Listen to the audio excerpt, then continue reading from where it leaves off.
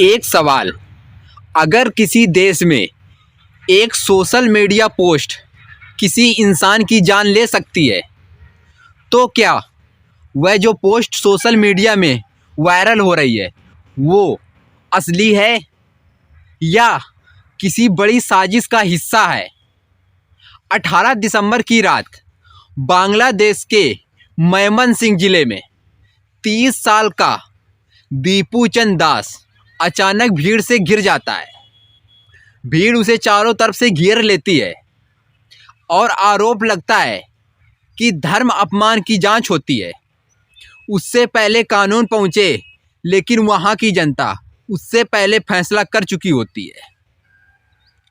कुछ घंटों में इंसान की जान चली जाती है और सवाल हवा में तैरता बहता रहता है। क्या ये एक अकेली घटना थी या फिर एक ऐसा पैटर्न जो पूरे देश में बार बार दोहराया जाता है? क्योंकि ये सिर्फ एक कहानी नहीं बल्कि एक हकीकत है।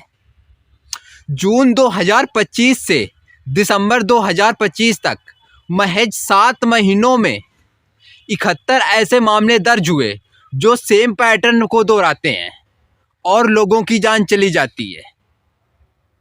क्या इन सोशल मीडिया पोस्ट में हकीकत में सच्चाई है? जानने की कोशिश करते हैं दोस्तों। पहले आरोप, फिर डर और फिर पूरा इलाका निशाने पर। आखिर कौन फैला रहा है ये आरोप? सोशल मीडिया का क्या सच है? क्या हिंदू अल्पसंख्यक की सुरक्षा अब सिर्फ कागजों तक सीमित रह गई है? आज की ये रिपोर्ट सिर्फ एक जानकारी नहीं बल्कि हकीकत की सच्चाई है। वीडियो को दोस्त अंत तक देखिएगा। हेलो दोस्तों, मेरा नाम पंकज है। अगर आप चैनल में पहली बार आए तो चैनल को सब्सक्राइब कर बेल आइकन प्रेस कर देना। आज की एक ऐसी कहानी जो आपको झकझोर कर देगी। आइए कहानी को शुरू करते हैं। बांग्लादेश में हिंदू अल्पसंख्यक के खिलाफ धर्म का अपमान करने के आरोपों में बहुत ज़्यादा मामले सामने निकल के आ रहे हैं। Human rights Congress for Bangladesh minorities यह एक संस्था है जो बांग्लादेश में हिंदुओं पर काम करती है। बांग्लादेश में हर बार एक ही तरह का पैटर्न अपनाया जा रहा है। पहले सोशल मीडिया पर एक आरोप आता है, फिर तुरंत गिरफ्तारी होती है, उसके बाद वहाँ पर भीड़ इकट्ठा हो जाती है और अंत में पूरे हिंदू इलाके में हमला कर दिया जाता है। दोस्तों, इस तरह का पैटर्न हर इंसान में सेम देखने को मिल रहा है। बांग्लादेश में इस तरह की घटनाएं 30 से ज़्यादा जिलों में ऐसी फैलती जा रही हैं। इतनी बड़ी संख्या में एक जैसे मामले होना अल्पसंख्यक हिंदुओं को निशाना बनाने को इशारा करता है। खासकर अगर कोई भी घटना होती है तो हिंदू अल्पसंख्यक को ही निशाना बनाया जाता है। बांग्लादेश में जब किसी धर्म का अपमान का आरोप लगता है तो पुलिस तुरंत कार्रवाई करती है, लेकिन उसके साथ ही उस इलाके में भीड़ इकट्ठा हो जाती है और हिंसा शुरू हो जाती है। कई बार किसी व्यक्ति पर आरोप लगता है तो वहाँ पर गुस्साई भीड़ पूरे हिंदू मोहल्ले पर अटैक कर देती है और वहाँ के घरों को तोड़ फोड़ देती है और व्यक्ति को मारने और जान से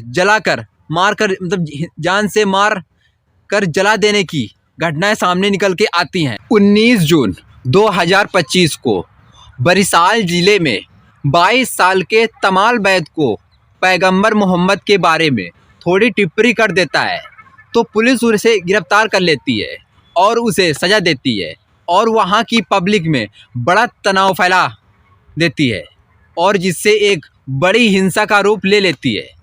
कुछ दिन बाद 24 साल के शांतो सूत्रधार पर आरोप लगने के बाद उस इलाके में फिर से वही घटना, सेम प्रदर्शन और तनाव फैलने लगता है।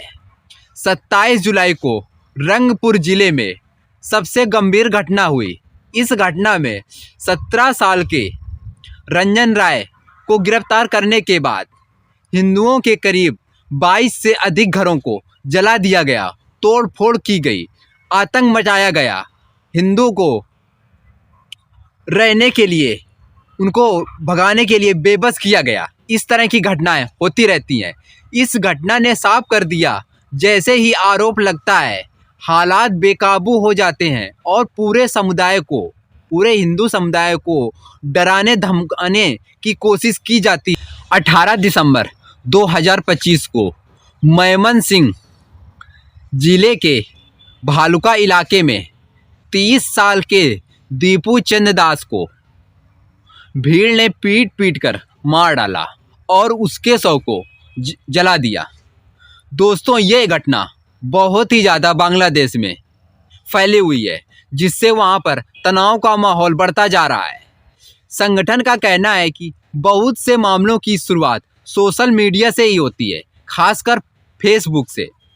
अक्सर ऐसे कोई पोस्ट निकाले जाते हैं जो या फर्जी होते हैं या अकाउंट हैक करके डाले जाते हैं। पुलिस उस पर रिएक्शन लेती है, उससे पहले वहाँ की पब्लिक रिएक्शन लेकर के हिंदू इलाकों पर अटैक कर देती है। कई बार सिर्फ जुबानी आरोपों पर केस दर्ज हो जाते हैं, बिना किसी ठोस जांच के। पुलिस भीड़ में आकर के और भीड़ के दबाव को सहन न करवाने पर तुरंत कार्रवाई शुरू कर देती है और इसका खाजियामा वहाँ के हिंदू अल्पसंख्यक को भुगतना पड़ता है। उससे पहले वहाँ की पब्लिक हिंदुओं को मार के जला देती है। रिपोर्ट में बताया गया है इन मामलों में से 90% से ज़्यादा हिंदू आरोपी हैं, जिसमें कई पीड़ित नाबालिग हैं जिनकी उम्र महज 15 से 17 साल की है।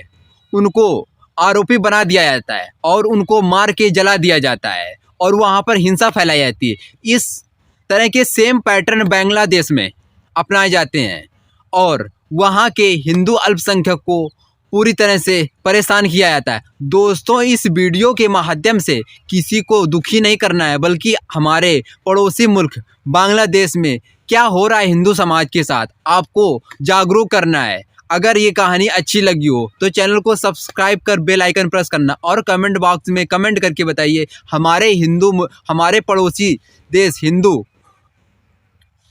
बांग्लादेश में जो हो रहा है क्या सही हो रहा है या गलत हो रहा है। अगर गलत हो रहा है तो उस पर बांग्लादेश को क्या करना चाहिए, कमेंट करके ज़रूर बताइए।